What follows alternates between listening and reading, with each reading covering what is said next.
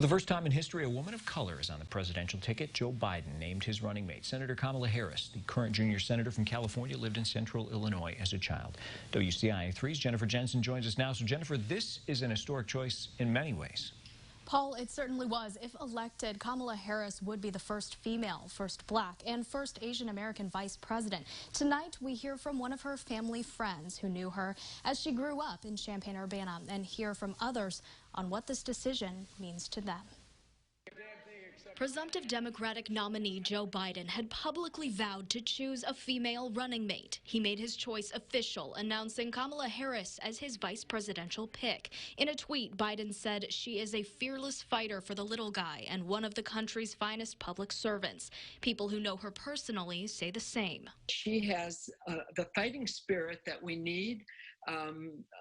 She's very proud of being a woman and a feminist. Diane Gottheil is a family friend of the Harris family and got to witness Kamala grow into the woman and political leader she is now. She says this nomination is an important milestone for diverse racial and gender representation in politics.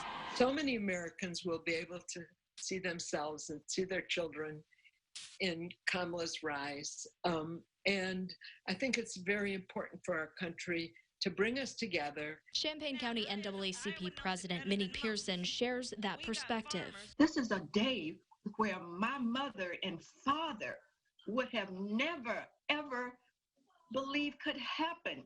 Pearson believes this could be the start of breaking racial barriers for the United States. It will serve to bring African Americans out in a big way, to pay attention to politics, to pay attention to where they could go and what they believe. Harris is only the third woman and the first black woman to be on a major party's presidential ticket. President Trump reacted to Biden's choice for VP, pointing out the abandonment of Harris's own presidential bid back in December. She did very, very poorly in the primaries, as you know. She was expected to do well, and she ended up at right around 2% and spent a lot of money. She had a lot of things happening, and so I was a little surprised that he picked her. Biden and Harris will appear together tomorrow at an event in Wilmington, Delaware, where they are expected to speak on this announcement. Paul, back to you. All right, Jennifer, thanks.